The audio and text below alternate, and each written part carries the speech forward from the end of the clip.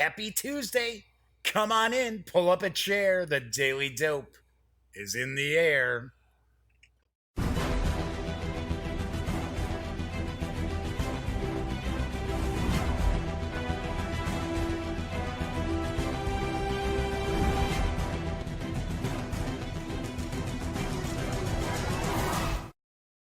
Howdy, howdy, howdy, gang. Yes, I'm Jeff McAleer, back once again as your host here at The Daily Dope, presented by thegaminggang.com, of which I happen to be the Grand Poobah.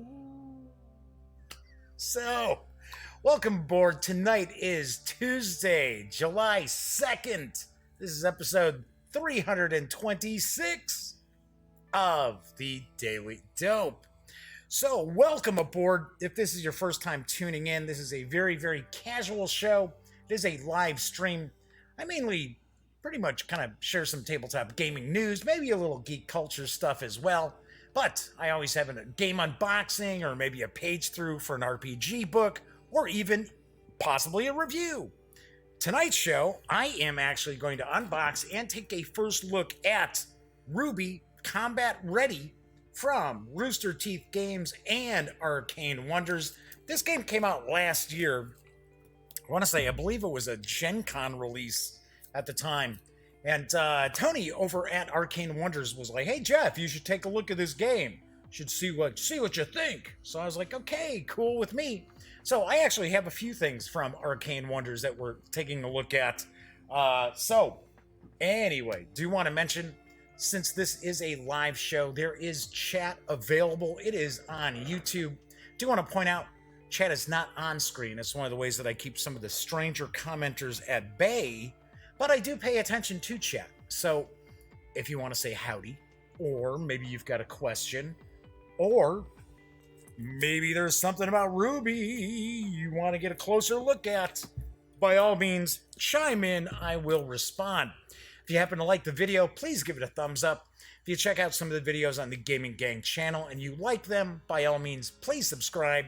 If you do subscribe, ring that bell, because not only will it inform you when a new video is uploaded, it'll also tell you when the stream goes live within about 5 minutes or so. And of course, if you check out thegaminggang.com or the Gaming Gang channel, or let's say you like the Daily Dope, be sure to tell a friend. In fact, tell 2 friends. Help spread the word. So, before I get into tonight's news, hey, Dan from No Enemies is here. Dan from No Enemies, who got me in trouble with his question last night about Victory Point Games. So, anyway, before I jump into tonight's tabletop gaming news, I did want to address something that I talked about on yesterday's show.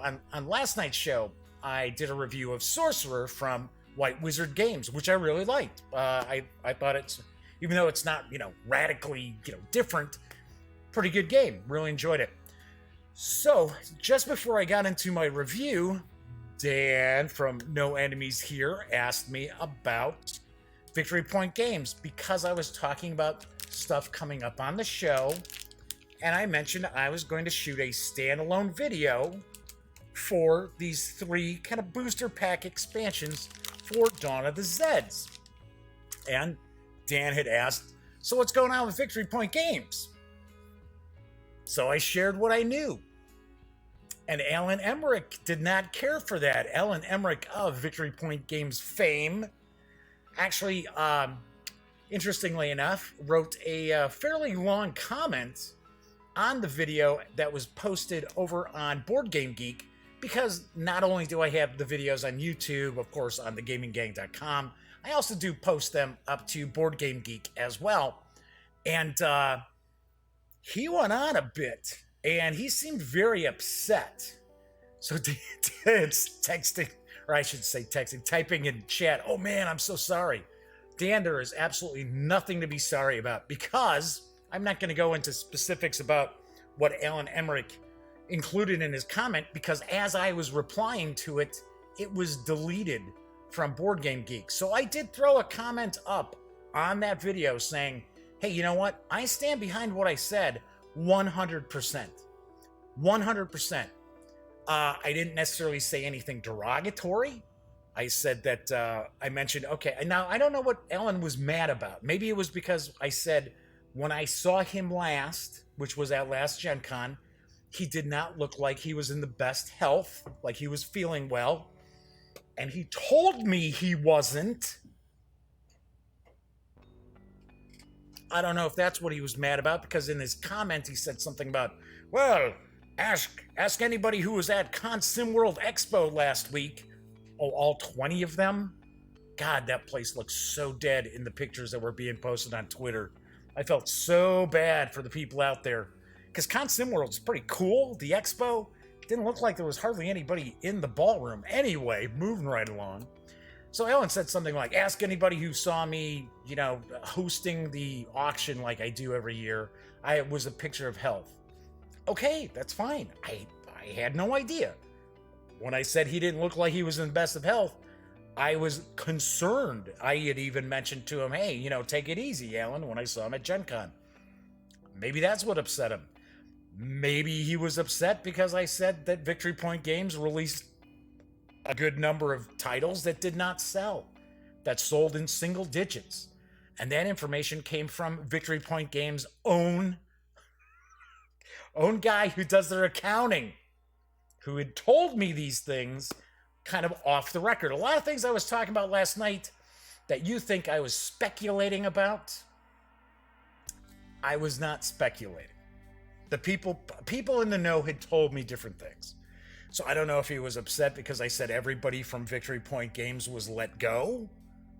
That information came directly from Alan Emmerich. I don't know if he was upset about me talking about I didn't know what the future of Victory Point Games was going to be as far as what games they were going to continue to publish. I did mention if you were interested in Thunder in the East by Frank Chadwick, you'd want to buy it because I wouldn't see Victory Point Games reprinting that. And it turns out I was informed by someone in the know that that's going to be picked up supposedly by GMT.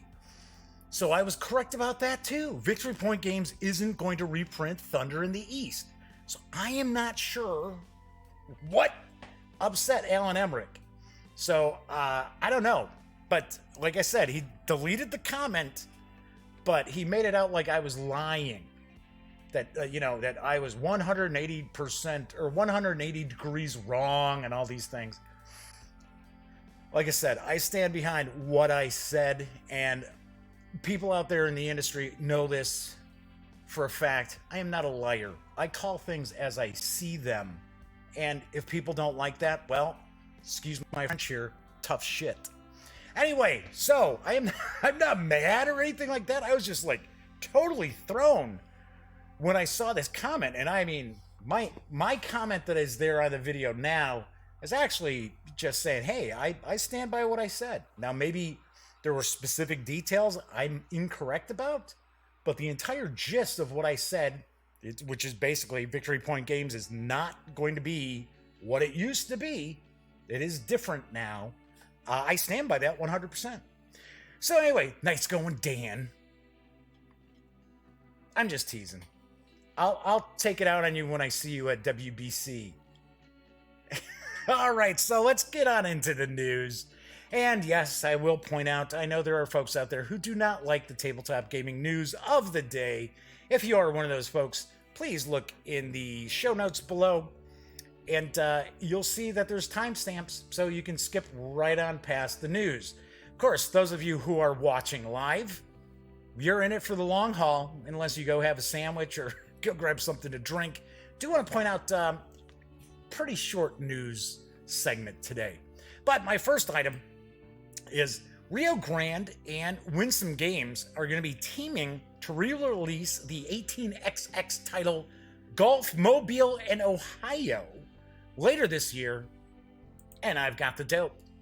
In Golf Mobile and Ohio, the third entry in Winsome Games' historic railroad system, players build railroads in the South that existed between 1830 and 1860, with the game board featuring cities from Richmond to New Orleans, or I should say, Nolans.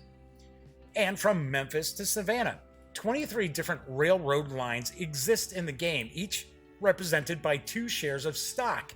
A charter share for the player who founds the railroad, and a common share that might be auctioned later in the game. 8 railroads are designated as starting lines, and initially only the shares for these 8 lines are available to players. Railroad lines will be represented on the game board with wooden cubes. I need to grab a sip here. Jeez.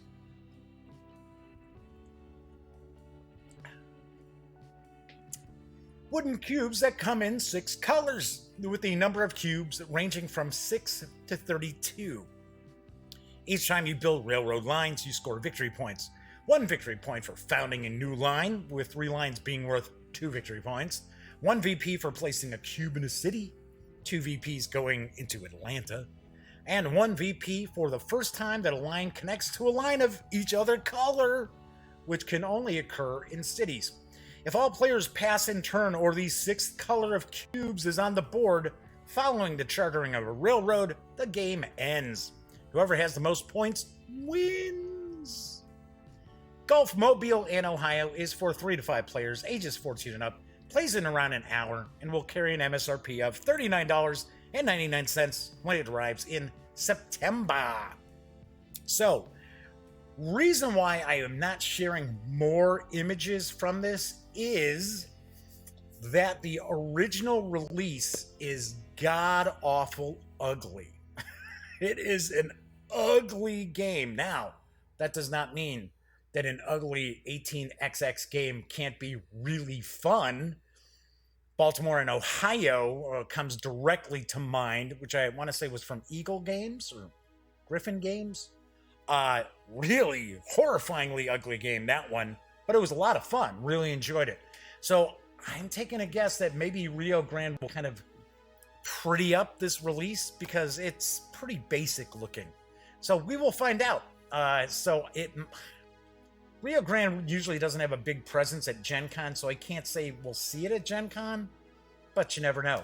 And Dan from No Enemies Here says, I'm really sorry I started this. Really, it was just a curious question. Oh, Dan, no problem. Dude, I'm not worried about it whatsoever. I'm just pointing out I'm not a bullshit artist. I'm not here to bullshit anybody. It's not like I need to be like, oh, okay, gotta stretch the truth here so that I can get more viewers because people are going to tune in for the big controversies. Absolutely not. So anyway, I was talking about Gen Con. Well, there is a release coming from Capstone Games that will be at Gen Con, and there'll be a retail release to follow. And I've got the dope on Ragusa. I hope I'm pronouncing that right. Set in the legendary city of Ragusa, now Dubrovnik, Ragusa chart. Oh, so that's kind of funny. So it says it's set in the legendary city of Ragusa. Ragusa charges players with the task of building the city in the 15th century, constructing its great towers, boosting trade with the East, and finding their fortunes. Players build houses on the spaces between 3 hexes, gaining access to resources on rural spaces and actions in the city, which means that a house effectively functions as a worker being placed, but triggering 3 spots at a time. Players use resources gained in the countryside to build buildings, trade, and craft valuable commodities, the value of which varies as ships come and go from the harbor. In the city, players gain access to actions with each spot representing the 3 actions that surround it. This simple worker placement gives way to a deep engine building mechanism, as not only will building around production spaces utilize the houses you've already built in the countryside, but building near other players' houses will reactivate them, giving other players valuable opportunities outside of their turns. The game ends once players have placed all of their houses. The player with the most points from all sources, you guessed it, wins. Ragusa is for 1 to 5 players, ages 12 and up, plays in around 40 to 80 minutes, and will carry an MSRP of $59.99.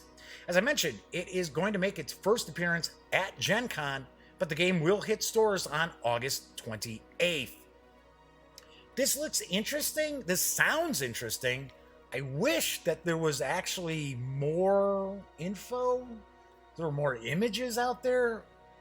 Because really, there's only images that I can use. I can't take people's private photos that they've taken and posted on Board Game Geek. That is not, no, you don't do that. So these, I only have like the box front and the box back. But this does look pretty interesting. Jorge Rodriguez is popping in. Good to see you, Jorge. Glad to have you made it in. And Dan, don't worry. You can always ask questions, man. It's not a problem. Do I look worried? I'm not worried.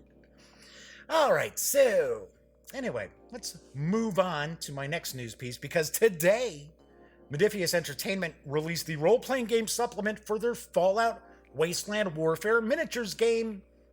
And here's the dope. Tabletop role-playing in the Wasteland. Designed for one game master and up to 6 players, ages 14 and up, the Fallout Wasteland Warfare role-playing game builds on the narrative wargame experience of the Tabletop miniatures game and will include new rules for character creation and creating adventures in the Wasteland. Delve into abandoned vaults, ruined cities, strange facilities, and antiquated military bases. Encounter super mutants, raiders, survivors, vault dwellers, the Brotherhood of Steel, the Institute and the Enclave, and many more. Will you roam wide and far or build up and protect your settlement? For those who want to create your own unique characters or use the faction-based archetype cards to start your own hero and see them grow from adventure to adventure. This includes complete rules for tabletop role-playing in the Wasteland based on the popular Fallout Wasteland Warfare miniatures game.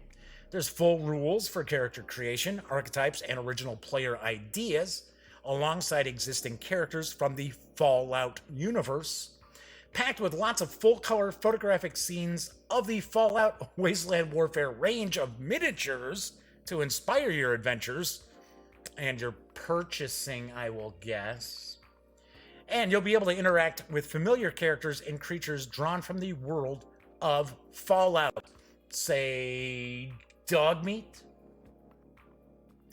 There's background on the locations and factions that players can encounter. There are also 3 free adventures in a linked campaign or for use as one-shot missions to support GMs. Free adventures, so are those available as downloads? I do not know. There's guidance for players to build their settlement as a base of operations. There's also advice and tools to help GMs create and run exciting new adventures in the Fallout universe. Every copy of the Fallout Wasteland Warfare role-playing game expansion will come with a free set of downloadable files, which will be updated as they're released. These will include the rulebook, character cards from Fallout Wasteland Warfare, weapon cards from the same, character archetype cards, character playmats, and, of course, this can be played as a standalone product using free downloadable cards and a set of the Fallout Wasteland Warfare dice, which are sold separately. There will be a complete standalone box set, which will be available for Christmas, which includes cards, dice, and the rulebook for those who prefer everything in one package. Right now, this is only available in PDF. The 140-page PDF is available for $14.99 from Drive-Thru RPG. So Dan wants to interrupt because he has a looming question. Am I going to WBC? No, I am not. No, I'm not. So those of you who are tuning in for like the first or second or maybe fourth time, that is the running joke with Dan from No Enemies Here. Oh, and I should point out, Dan, I have the video for next week's shows ready for you. I'm not sure if you're doing a show this weekend or not because of, well, you're up in Canada, so you don't worry about the 4th of July. You got a show this week. I will send you the link as always. All right, so my final news piece is something that I'm pretty excited about because the follow-up to the Uncaged anthology for 5th edition Dungeons & Dragons has arrived in PDF. And, of course, I've got the dope. Every creature in the multiverse has a story to tell, even the monsters. Uncaged is a collection of myth and folklore themed adventures written for Dungeons and Dragons 5th edition. Each original adventure subverts tropes around a female mythological creature or monster, including hags, harpies, medusas, and much, much more. Volume 2 is currently available as a digital file with a hardcover print version coming very soon. I heard that it's possible that the hardcover book will be available at some point this week for people to order. If you do purchase the PDF, you will be eligible for a discount for the hardcover edition. There's specific information that you have to check out. It'll be on DriveThruRPG. The digital edition of Volume 2 includes a full-color, 236-page bookmarked PDF zip file with printer-friendly versions of the modules. There's also printer-friendly PDFs with player versions of the maps and handouts. Those are always super, super important.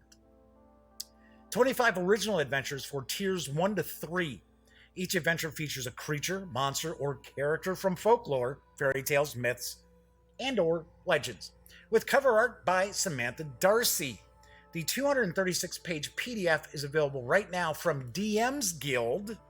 I said DriveThruRPG. It's DM's Guild. It's part of DriveThru. Come on, you know that. Anyway, you can get the PDF for $14.99.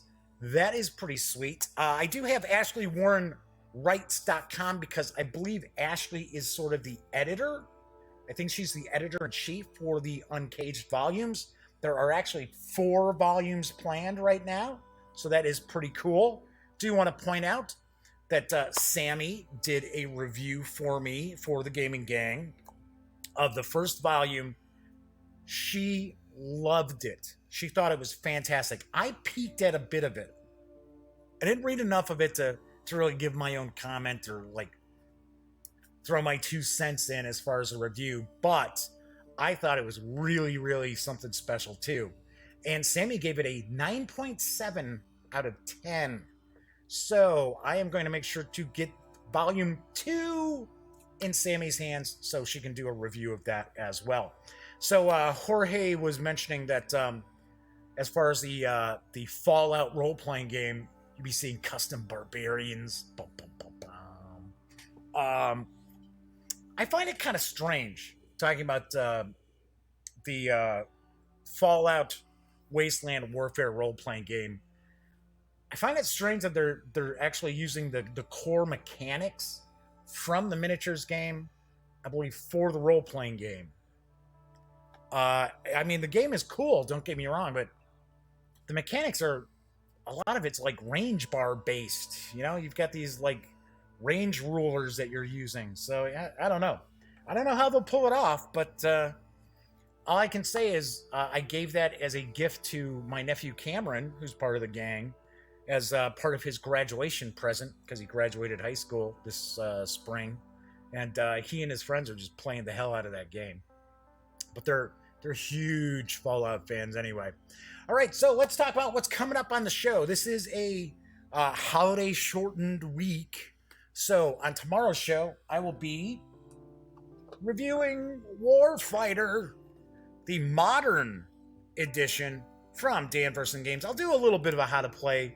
I'm not going to go super deep dive because there's quite a bit going on with this, but I will provide a bit of a how to play and review this on tomorrow's show because it's Wargame Wednesday. What can I tell you? So, and then I will be off Thursday and Friday.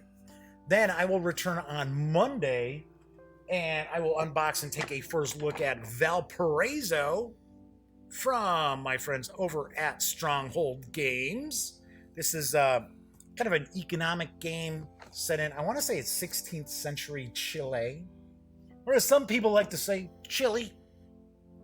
Then on Tuesday's show, I will unbox and take a first look at the cooperative deck building game, Aeon's End, which is from Indie Boards and Cards. I've always heard some good things about this. This is the core set, so we'll take a peek of that. Then on next Wargame Wednesday, I will unbox and take a first look at 1754 Conquest the French and Indian War. And as I had mentioned before, I know that this released right about the same time as Vikings did for Academy Games, and this kind of flew under people's radars. And I'm a huge fan of 1812 Invasion of Canada. I thought that was a blast. Super easy to teach people too.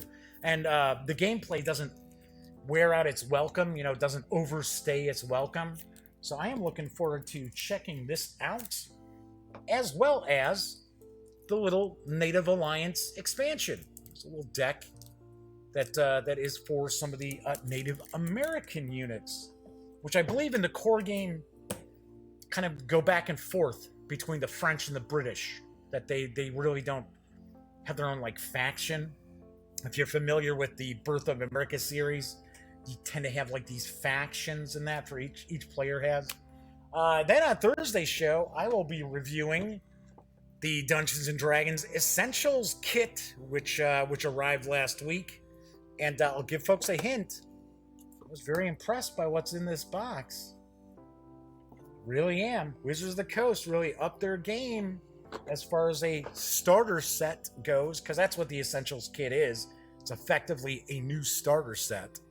And then on Friday's show of next week, I will be reviewing, and of course doing a little bit of a how to play of Champions of Hera from Greenbrier Games.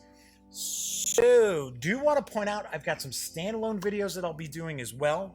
Don't ask me any questions right now, Dan, but I'll be taking a first look at the Dawn of the Zeds 3rd edition booster packs. So, hey, Herman Lutman's not mad at me. Herman's my pal. Herman and I are good buddies. So he's not mad at me. So we're gonna take a look at these boosters here. So that'll be a standalone video. I'm gonna do a standalone video with my review of Acquisitions Incorporated for Dungeons and Dragons from Wizards of the Coast and Penny Arcade. Give you a hint about this one. Pleasantly surprised. But it's not perfect, so we'll talk. Don't worry. Then, and I'm just stacking all this stuff around here, just moving things all over the place. I got things all over the place. I will also do a review and a how to play of Bushido from Gray Fox Games, as well as we'll take a look. I'll also review the little Rising Rage expansion as well, and then I will review the Call of Cthulhu starter set from Chaosium Inc. Give you another hint. Top notch. Although I've got a couple of quibbles, but it's more about me as opposed to someone who's new to Call of Cthulhu. So there you have it. Lots and lots going on. Those standalone videos will start appearing probably Friday, probably pop up through the weekend, maybe even into Monday. So, before I jump into the unboxing of RWBY Combat Ready, I do want to point out that the Gaming Gang and thus the Daily Dope are essentially not-for-profit endeavors. So, if you like the website, if you like the channel, if you like this show, please consider making a small donation to Lil Bub's Big Fund and the American Society for the Prevention of Cruelty to Animals. Lil Bub's Big Fund does provide grant monies to organizations around the United States that cares for animals who have special needs while they await adoption. Yes, these are not kill shelters or anything like that. These pets are actually awaiting forever homes, and Lil Bub's Big Fund does help them do that. And it's also important to point out 100% of all monies raised by Lil Bub's Big Fund is granted out. Can't say that for a lot of the different charities out there. In fact, I can't say that about the American Society for the Prevention of Cruelty to Animals overall. But Lil Bub's Big Fund is different. If you do make a small donation, please shoot me an email. Let me know. My email address is jeffmcaleer@thegaminggang.com. And if you would like, I'll be happy to give you a shout out on the next show. All right, so I'm sure folks are tuning in to check out RWBY Combat Ready, which is from Arcane Wonders and Rooster Teeth Games, designed by Brian and Benjamin Pope, The game is for 2 to 5 players, ages 14 and up, and it plays in around 60 minutes. RWBY Combat Ready came out in 2018, does carry an MSRP of $49.99. I will point out, I have seen it as low as $32 from online retailers. Now, I know some people get upset when I mention online retailers, but if it's that important, if saving a few dollars, keeping a few dollars in your pocket is super important, I'm just letting you know, you don't have to be paying MSRP. So let's move on over to the other camera here. I'll be the first to point out, I know practically nothing about RWBY. The only thing I really know about RWBY is it's an American anime style series, and its creator unfortunately passed away between the second and third seasons. I believe they were in pre-production for the third season of the show on Rooster Teeth when he passed away. So very, very unfortunate. But we're going to take a look here because this is a combat game, as far as I understand. It is it's a cooperative combat game. It's for 2 to 5 players. The thing I'm kind of curious about is, with 5 players, who is the 5th player playing? Are they playing the bad guys? Because there are 4 characters, right? So, just give you a little flavor text on the back. RWBY Combat Ready is a cooperative combat game for 2 to 5 players based on the RWBY series. Your team of huntresses will battle evil villains while driving back the relentless hordes of Grimm that seek to destroy the world of Remnant. Players choose to play as one of the show's characters: Ruby, Weiss, Blake, Yang, or Penny. Ah, okay, so there's Penny. Because I know RWBY is actually, each stands for each of the 4 main characters.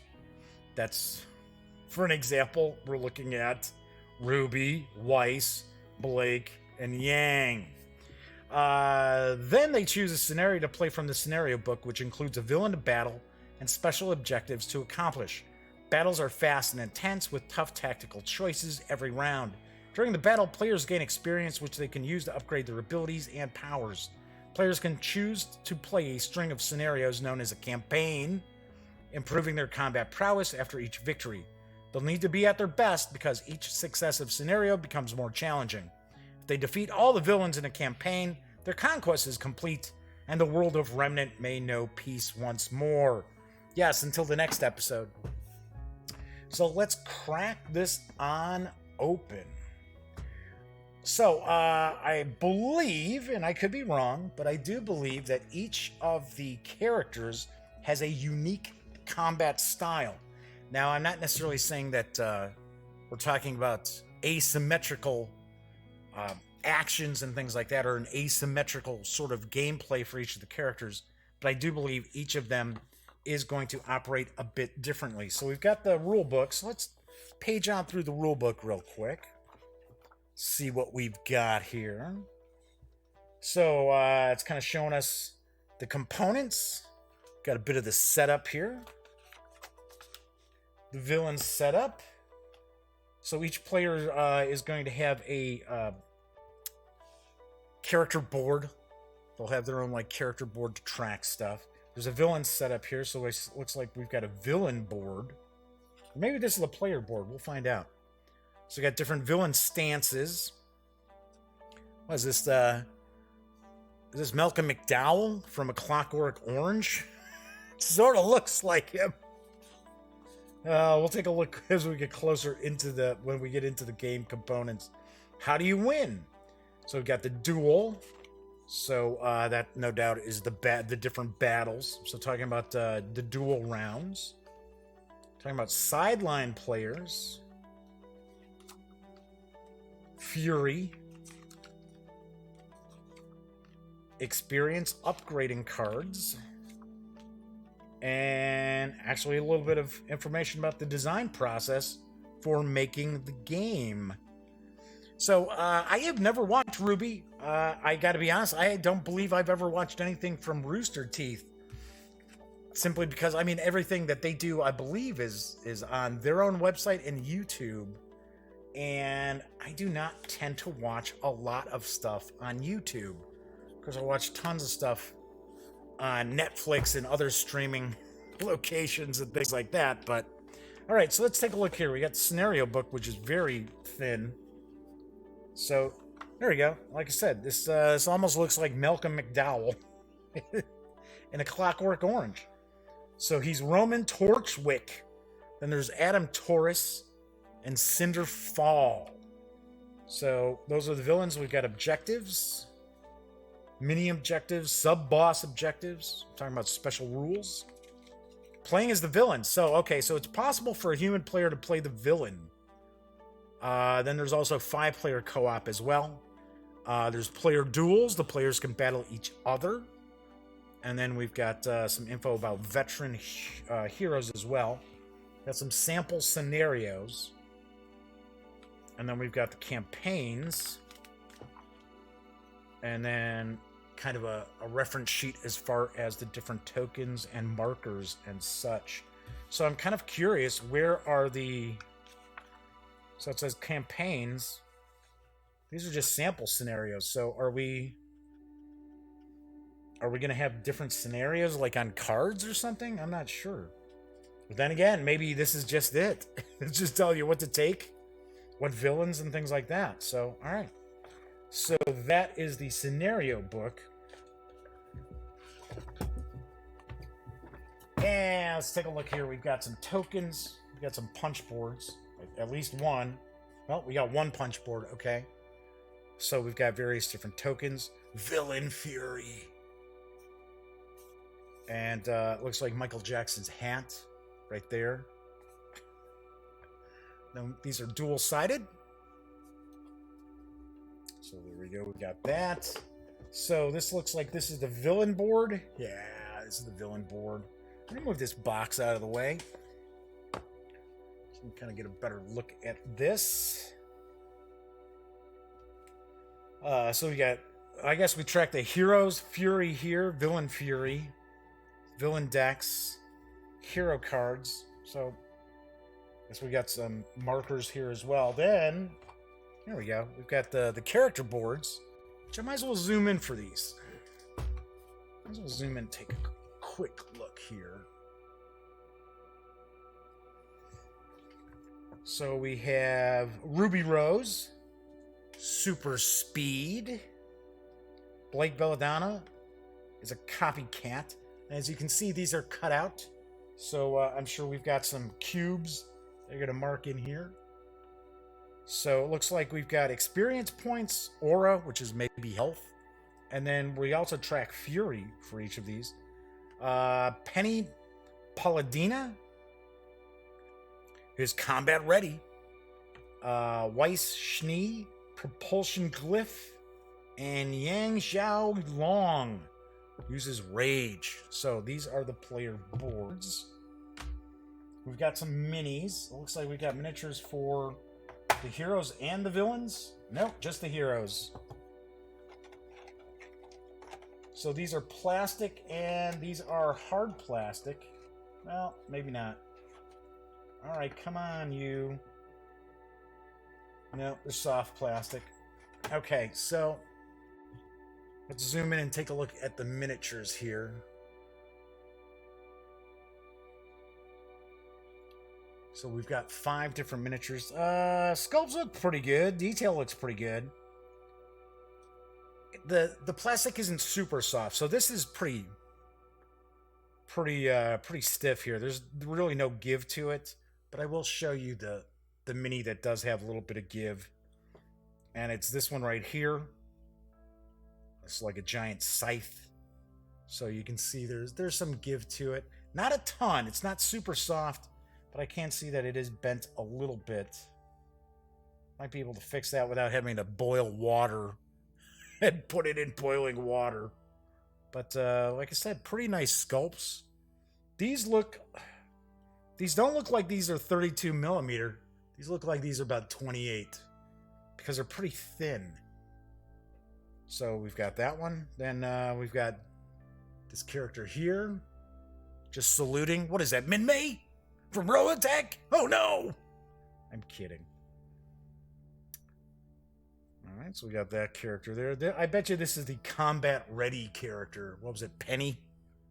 Who doesn't get part of the abbreviation in the title. Okay, then we've got another character here. This one's bent up a little bit. But not bad.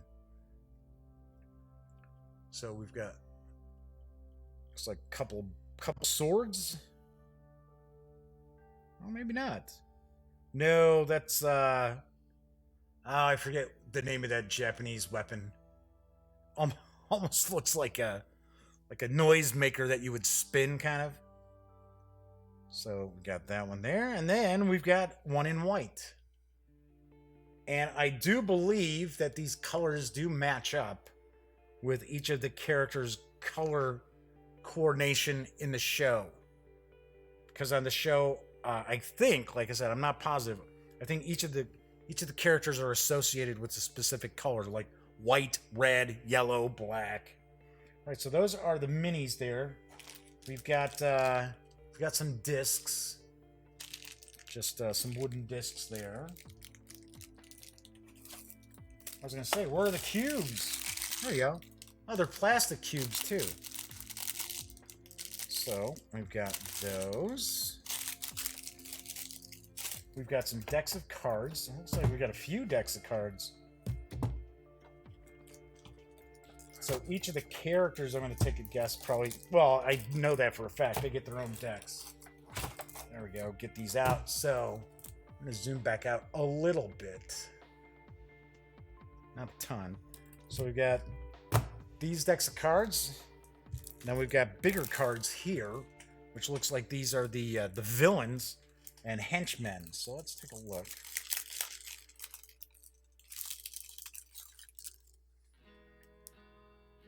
So we've got bandit camps. These are dual-sided. Okay, so they both say... Looks like these are... Look identical. Force field. Death Stalker. Finds Way. I'm taking a guess that's the dog's name. Armory. Should I take a guess that the colors represent a specific campaign, maybe? That's possible. I do not know. We've got snipers, gunship support, dust heist, sabotage, mind games, return of Dr. Merlot. Okay. What is he, sipping wine all day? Coming up with master plans? Grim Portal, Grim Onslaught, Famous Resolve, White Fang Uprising, Junior's Elite, Worth Every Cent, and Roman's Henchmen. So those are the oversized cards. Slide these back in. I will show that the box actually has a pretty cool insert to store a bunch of stuff. I think, I might be incorrect on this, but I think there are some expansions for this as well. So, obviously enough, this would easily store that. We see we've got a yellow 10-sided die as well in the box. All right, so let's take a peek at some of these cards. We'll kind of flip through these pretty quickly.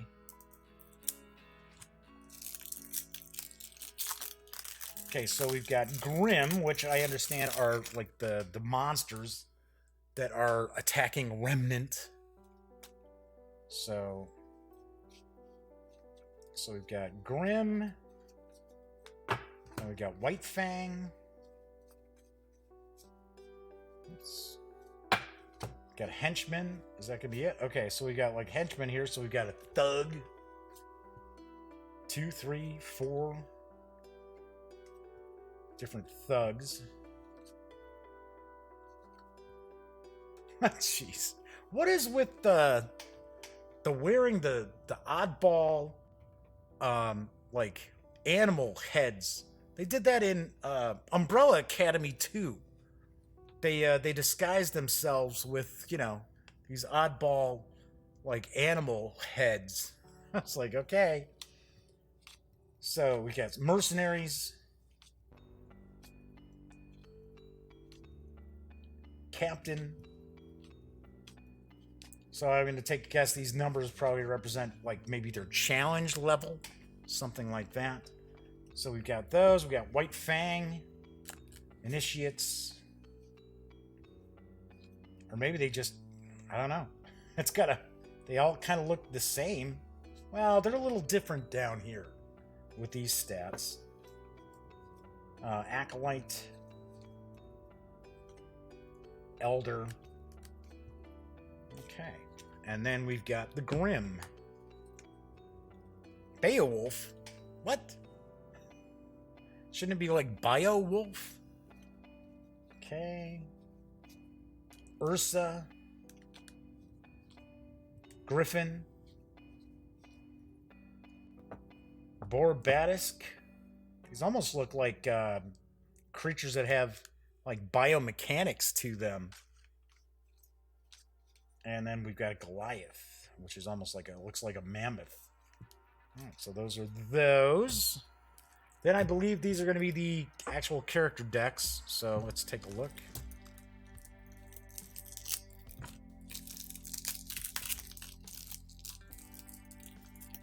Come on.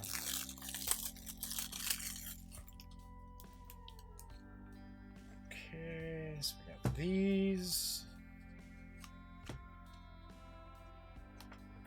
I wonder if these are like different levels of the character. Well, now.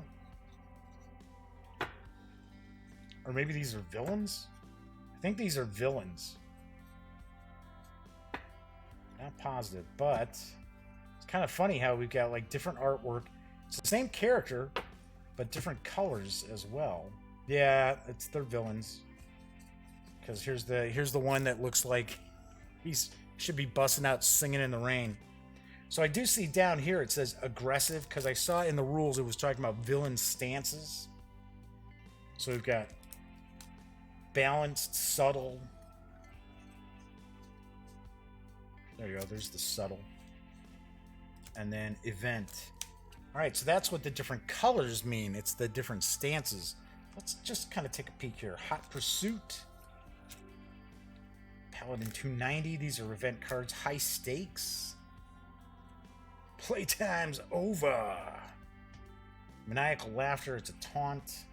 Dust Grenade. Trick Shot. Bullet Storm. Double Down. Riposte. Ringleader. Dust Barrage. We're just kind of jumping through some of these here. Mocking Blow. I have to admit, I mean, granted, there's a few little dupes here. But there's a lot of unique cards. So that's cool. I like that. Okay, so we've got this villain.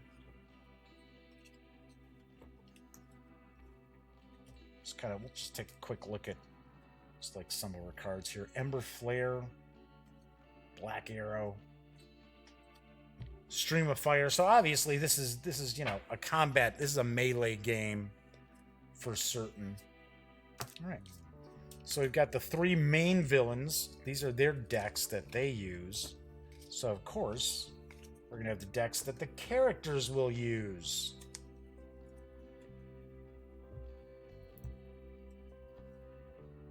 And it looked as if there are like kind of almost like level up cards where like better equipment or better skills, things like that. So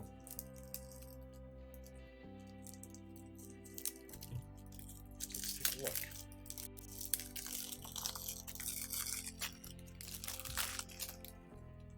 Okay, so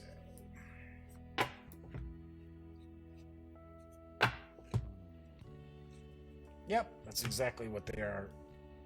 Each of the 5 characters have their own decks. Let's see if there's any other decks, any other cards as well. So, yeah, nope. So, just kind of real quick here. Well, I do see there's different colors. So we've got green, Then it looks like we've got yellow. So I'm taking a guess that either the green or the yellow are actually kind of like leveled up, like improved cards. I don't know. Let's find out. Let's see what we got. Because here we're showing like experience points. And there's a little bit different. So, okay. So we got, just taking a quick peek. Well, we'll just look at one of these decks here. So we got Red Divine. So this is RWBY. Spiral Rose. Sonic Rush. Crimson Tornado. Reaping Blade. Sniper Shot. Crescent Strike. And Rose Thorn. So it shows some of these are ranged. That's melee. Melee. This says ultimate. And then we get those same cards but with a yellow border around them instead. So we've got the 5 different decks for the different characters here. So we've got those. Oops. I'll zoom back out here. So we've got the 5 different decks here. And I'm not going to sort all this stuff properly. I'm just going to slip them in. Well, slide them in like that. Then we've got the villain decks. We've got the what appears to be like henchmen decks. So Dan says he's called to cause trouble elsewhere. All right, Dan. I'll see you tomorrow if you're around. See you tomorrow. Jorge says the Animal Heads is like wearing blackface within the series. Okay, gotcha. And then in RWBY, there are living cat girls and bullmen and so forth. Okay, so a little fetish there. A little furry fetish? Is that what we're talking about? I don't know. So we got the miniatures, which, interestingly enough, were kind of squeezed in kind of strangely. So what I'm going to do is I'm going to move this stuff, and I'm just going to put the minis in here like so, because as I mentioned, they're a little soft. There's softness to kind of like the weapons that have length to them, but the rest of the plastic's actually pretty what's the word I'm looking for? I don't want to say stiff, but I guess I could say that. Yeah. So I don't want to actually break any of the plastic minis there. So then we've got the character boards with artwork of each of the characters on the back, and these are nice solid. So we've got the 5 different characters. And I believe these went here. Yep, they did. Then we've got these henchman cards, the bigger size henchman cards. I'm going to put those right there. And then we've got kind of the villain board with the Hero Fury, with the villain deck and hero cards as well. We've got the punch board of tokens, the scenario book, and then the rule book, which neither one of these are very long. So this doesn't look like this is a very difficult game to wrap your head around. And that is what we find when we take everything from RWBY Combat Ready from Rooster Teeth Games and Arcane Wonders outside the box. As I mentioned before, RWBY Combat Ready did come out in 2018, so it is available. It does carry an MSRP of $49.99. It's for 2 to 5 players, ages 14 and up, and plays in about an hour. Also do want to mention once again, I have seen it from online retailers for as low as $32. So not too shabby. All right, so there you have it. On tomorrow's show, I will be, let me move stuff around to get it. For War Game Wednesday, I will be reviewing and sharing a bit of a how to play for the modern edition of Warfighter from Dan Verson Games. So, as I like to point out, when you're not watching videos on the Gaming Gang channel, be sure to visit thegaminggang.com for all the latest in gaming news, reviews, comics, movies, TV. By now, you know the drill. Get your geek on at thegaminggang.com. Wanted to say thank you to Jorge and Dan, and hey, Paul Nolan popped in at the last minute. Didn't see you, Paul. I apologize. I wasn't ignoring you. So those of you who are hanging out in chat, thank you very much for keeping me company. Those who are watching live but didn't jump into chat, how come? We don't bite. We're pretty friendly. And of course, everybody out there who's watching after the fact, I love all of you too.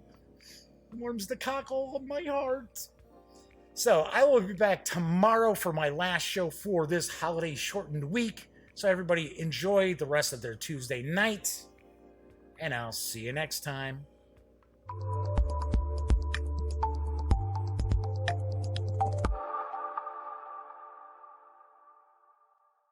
Thanks again for watching The Daily Dope, presented by The Gaming Gang. If you like this episode, be sure to give it a quick thumbs up. And if you dig the channel, please subscribe. If you'd like to check out our previous episode, click right here. And if you want to check out a somewhat randomly selected episode, give a click right down here. It'll be like opening a box of Cracker Jacks. You just don't know what you'll get. Once again, thanks for watching, and I'm Jeff McAleer.